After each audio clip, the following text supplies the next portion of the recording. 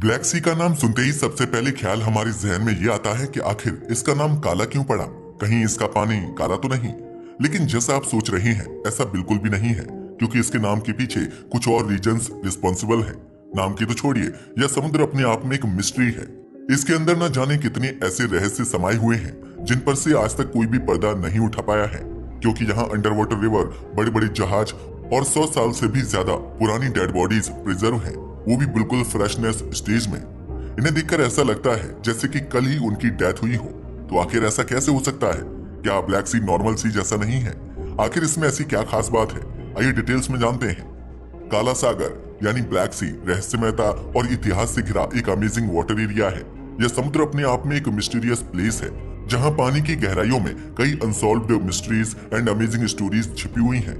Western Europe and central Asia के बीच located यह समुद्र अपनी जियोग्राफिकल लोकेशन, यूनिक इकोलॉजी और हिस्टोरिकल इवेंट्स के कारण सदियों से एक्सप्लोरर्स, साइंटिस्ट्स एंड हिस्टोरियंस को अपनी ओर अट्रैक्टेड करता रहा है। यकीन मानिए यह वीडियो ब्लैक सी के बारे में बहुत इंपॉर्टेंट होने वाली है, मगर सबसे पहले आपको यह जानना चाहिए कि आखिर ब्लैक सी है कहाँ।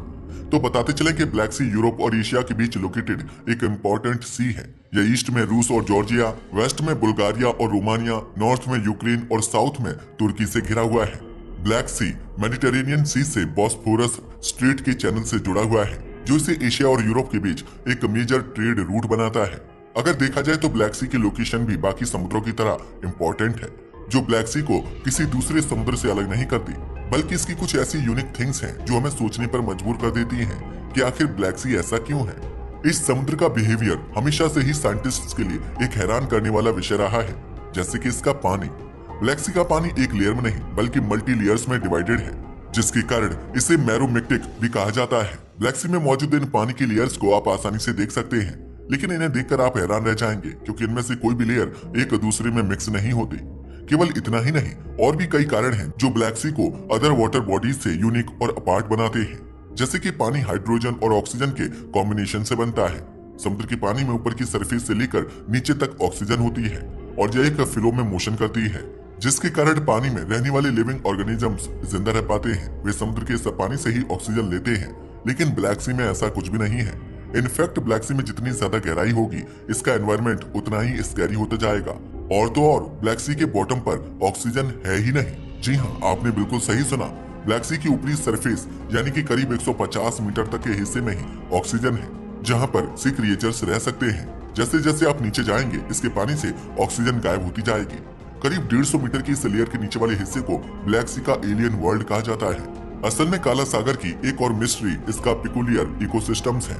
इसमें ऑक्सीजन कंटेंट वाटर डेप्थ के साथ कम होती जाती है, जो इसे और भी अनोखा बनाती है। ऐसा इसलिए है क्योंकि इस भाग में ना तो ऑक्सीजन है और ना ही वहाँ कोई लिविंग ऑर्गेनिजम्स रह सकते हैं। शायद यही वजह है कि एंशिएंट टाइम से लेकर अब तक ब्लैक सी में जो भी चीजें गिरी हैं या डूब गई हैं, वे आज भी बिल्कुल वैसी की वैसी ही हैं। क्योंकि चीजों का सड़ना या किसी मेटल के सामान का खराब होना ऑक्सीजन पर डिपेंड करता है। अगर एनवायरमेंट में ऑक्सीजन ही नहीं होगी तो वे चीजें सड़ेंगी नहीं और मेटल खराब नहीं होगी। यही कॉन्सेप्ट ब्लैक सी में मौजूद जहाजों और डेड बॉडीज पर भी लागू होता है। यही कारण है कि अब ब्लैक सी को एक ऐसे टाइम कैप्सूल की तरह देखा जा रहा है जहां जर्नल डिकम्पोजिशन नहीं होता। जब आर्कियोलॉजिस्ट ने ब्लैक सी में रिसर्च की तो उन्हें कुछ ऐसी एंटिक्स मिली जो हजारों साल पुरानी थी।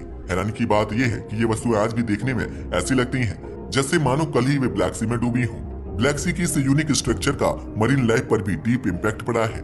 इसकी ऊपरी सरफेस पर कई प्रकार की मछलियां पाई जाती हैं, जैसे कि एंकोवी, मैकेरल और डॉल्फिन्स, जो ब्लैक सी की अपर सरफेस पर रहती हैं। मगर इसकी मिडिल लेयर तक कोई भी समुद्री जीव नहीं पाया जाता, यानी कि जिस समुद्र की अपर सरफेस पर समुद्री जीवन अच्छे से जीवित है, अगर आप थोड़ा नीचे चले जाएं तो शायद वे भी जीवित ना रह पाएं। शायद इसलिए इसे ब्लैक सी कहा जाता है।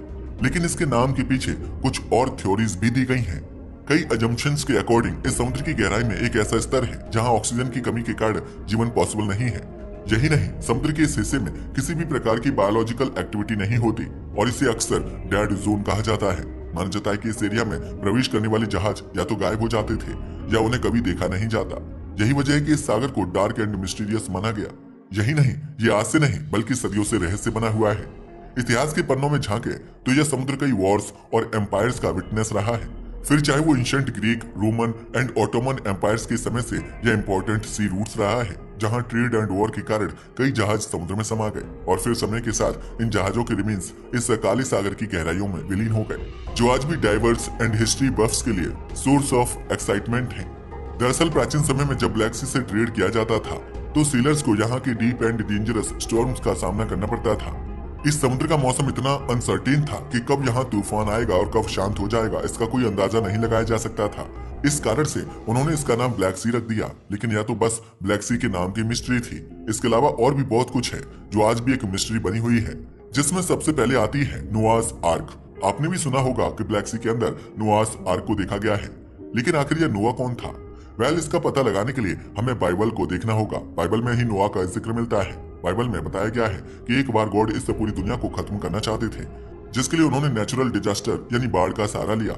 जब पूरी दुनिया बाढ़ में डूब रही थी तब नोआ और उसका परिवार भी इस दुनिया में रहते थे।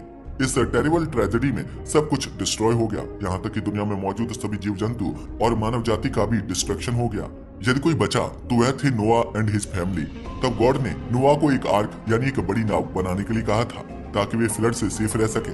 यह भी बताया गया है कि नोआ की यह आर्क अल्टीमेटली माउंट अराराट पर रुकी थी, जो कि ब्लैक सी के पास ही है। हम ऐसा इसलिए कह रहे हैं क्योंकि माउंट अराराट पर कुछ ऐसी फॉसिल्स मिली हैं जिन्हें नोआ की आर्क वाली कहानी से जोड़कर देखा जा रहा है। अब इस बात में कितनी सच्चाई है इस पर बहुत डिस्कशन हो चुकी है। वैसे एक ऐसी ही कहानी इंडियन कल्चर में भी मौजूद है, जब धरती को बचाने के लिए भगवान विष्णु ने मत्स्य अवतार लिया था और पानी में डूब चुकी इस धरती को पानी से बाहर निकालकर उसकी रक्षा की थी। खैर वो एक अलग बात है। फिलहाल भगवान विष्णु और नोआ की इस आर्क के अलावा भी ब्लैक सी से जुड़ी और भी कहानियां हैं, जैसे कि ब्लैक सी के पानी को कर्स्ड वाटर यानी कि शापित पानी कहा जाता है। लेकिन ऐसा क्यों है, यह जानने के लिए आपको ब्लैक सी में मौजूद उन डेड बॉडीज को देखना होगा जिन्हें देखकर ऐसा लगता है जैसे ये आज या कुछ देर पहले ही ब्लैक सी में गिरी हों। ब्लैक सी के पानी को कर्स्ड वाटर इसलिए कहा जाता है क्योंकि इसमें बहुत सी मौतें हो चुकी हैं। अब अगर आप इन डेड बॉडीज के प्रिजर्व होने के पीछे कोई सुपर नेचुरल फिनोमिना या भूत प्रेत की कहानी जोड़कर देख रहे हैं तो आप बिल्कुल गलत हैं, क्योंकि इसके पीछे कोई कंजर्वेटिव भूत प्रेत का कॉन्सेप्ट नहीं है बल्कि साइंस है। जैसा कि मैंने आपको पहले ही बताया, ब्लैक सी की गहराइयों में ऑक्सीजन बिल्कुल भी नहीं है, जबकि चीजों के खराब होने के लिए ऑक्सीजन का होना बहुत जरूरी है। लेकिन ब्लैक सी में ऑक्सीजन है ही नहीं, तभी तो ऑक्सीजन की कमी के कारण ही ये डेड बॉडीज आज भी सेफ हैं। न केवल डेड बॉडीज बल्कि ब्लैक सी के अंदर कई शिप रैक्स यानी जहाजों के मलबे भी हैं, जो आज भी उसी हालत में हैं जैसे हजारों साल पहले हुआ करते थे। ऑक्सीजन की कमी के कारण डिकम्पोजिशन लगभग इम्पॉसिबल है, जिससे ये शिप रैक्स आज भी सेफ हैं। जबकि ब्लैक सी से मिले कुछ शिप रैक्स तो 3000 से 5000 साल पुराने हैं, जिन्हें एंशिएंट ग्रीक के गोल्डन पीरियड का बताया जा रहा है। ये सब एंशिएंट टाइम्स के बारे में इंफॉर्मेशन देने में मदद करते हैं। इन पर रिसर्च करके हमें पता चलता है कि एंशिएंट टाइम्स में ट्रेड रूट्स कैसे काम करते थे। लेकिन सवाल यह आता है कि एंशिएंट टाइम से लेकर अब तक ब्लैक सी में आखिर ये जहाज डूबते कैसे हैं? क्या ब्लैक सी का मौसम इतना डेंजरस है या फिर इसके पीछे कोई और वजह है? ये स्टार्टिंग से ही एक कंट्रोवर्शियल इशू रहा है। असल में जब इस मुद्दे को खंगाला गया तो यह कंक्लूजन सामने आया, जिसे ब्लैक सी ट्रायंगल का नाम दिया गया। वैसे इस ट्रायंगल का नाम सुनते ही आपको बर्मुडा ट्रायंगल याद आया होगा। बर्मुडा ट्रायंगल भी एक ऐसी जगह है जिसके ऊपर से अगर एरोप्लेन जाते हैं तो उनका सिस्टम खराब होने लगता है। उसमें टेक्निकल इश्यूज शुरू हो जाती हैं और कुछ ही मिनटों में इतना बड़ा जहाज कहाँ गायब हो जाता है किसी को पता नहीं चलता। कुछ ऐसा ही एक स्पॉट ब्लैक सी में भी देखा गया है, जिसे ब्लैक सी ट्रायंगल के नाम से जाना जाता है और इसे ट्रायंगल ऑफ डेथ भी कहा जाता है। असल में यह एक ऐसा एरिया है जहां मैग्नेटिक अनोमली की वजह से प्लेन्स के सिस्टम को खराब कर देता है। हालांकि कुछ लोग इसे सुपरनैचुरल फिनोमिना से जोड़कर देखते हैं, लेकिन इसके पीछे का सही कारण क्या है यह आज तक भी एक मिस्ट्री है, जिसे सुलझाने की कोशिश तो सभी करते हैं लेकिन सुलझा कोई नहीं पाता। अब यह तो थी कुछ ऐसी बातें जो ब्लैक सी के नाम को और भी ज्यादा डरावना बना देती हैं, लेकिन आपको शायद सुनकर हैरानी होगी, लेकिन ये सच है क्योंकि ब्लैक सी में ब्यूटी भी मौजूद है और इसके पीछे है इसके 28 आइलैंड्स एंड आइलेट्स। जी हाँ, ब्लैक सी बहुत ही खूबसूरत आइलैंड्स और आइलेट्स का घर भी है। ब्लैक सी के ये आइलैंड्स अलग अलग जगहों पर बिखरे हुए हैं, जो बुल्गारिया, रोमानिया, रूस, तुर्की और यूक्रेन जैसे देशों में आते हैं। ये आइलैंड्स अपने आप में बहुत यूनिक हैं। पता है क्यों? क्योंकि इनसे मिलने वाले प्लांट्स एंड एनिमल्स की स्पीशीज दुनिया में और कहीं नहीं मिलती। ये देखने में किसी हेवन से कम नहीं लगते। भले ही ये आइलैंड्स छोटे हों, लेकिन इन्हें देखकर ऐसा सुकून मिलता है जैसे हम किसी अदर वर्ल्ड में आ गए हों, जहाँ चारों तरफ हरियाली ही हरियाली हो। एक नेचर लवर के लिए यह किसी बड़ी एडवेंचर से कम नहीं है।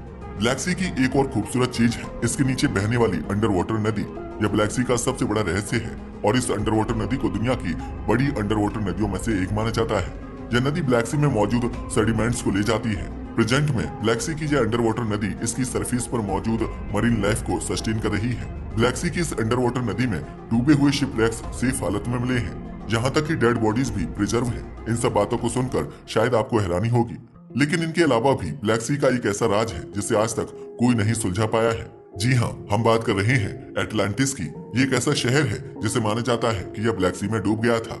दरअसल आज से करीब 7000 साल पहले एटलांटिस में एक वाइड स्प्रेड फ्लडिंग आई थी, जिसके कारण वह पूरा शहर तबाह हो गया था।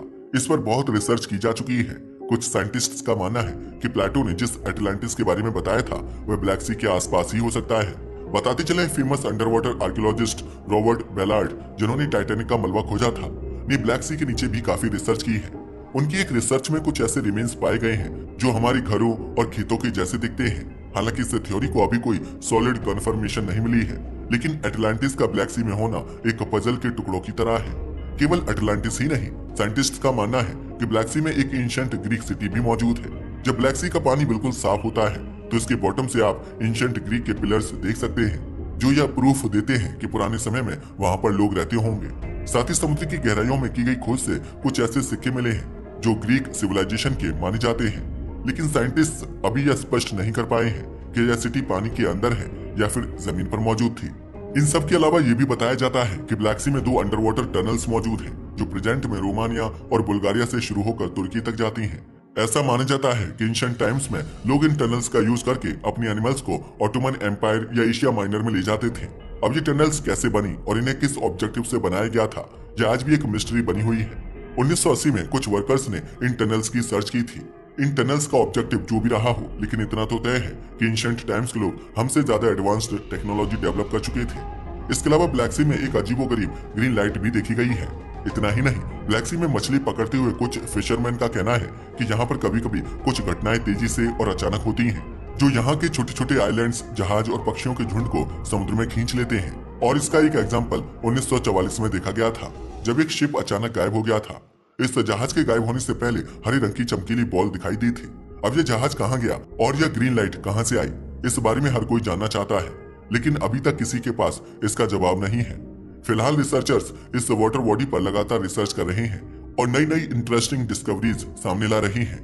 असल में समुद्र में छिपे रहस्य और यहाँ की गहरी खामोशी इसे एक मिस्टीरियस एंड डेंजरस प्लेस बनाती है, जो काउंटलेस स्टोरीज और डिस्कवरीज के लिए सोर्स ऑफ इंस्पायरेशन बनी हुई है। वैसे ब्लैक सी से जुड़ी इन मिस्टीरियस थिंग्स के बारे में आपका क्या ख्याल है? हमें अपनी राय कमेंट करके जरूर बताइएगा। साथ ही अगर आपको हमारी वीडियो पसंद आई है तो इसे लाइक करें और हमारे चैनल को सब्सक्राइब करना ना भूलें। धन्यवाद।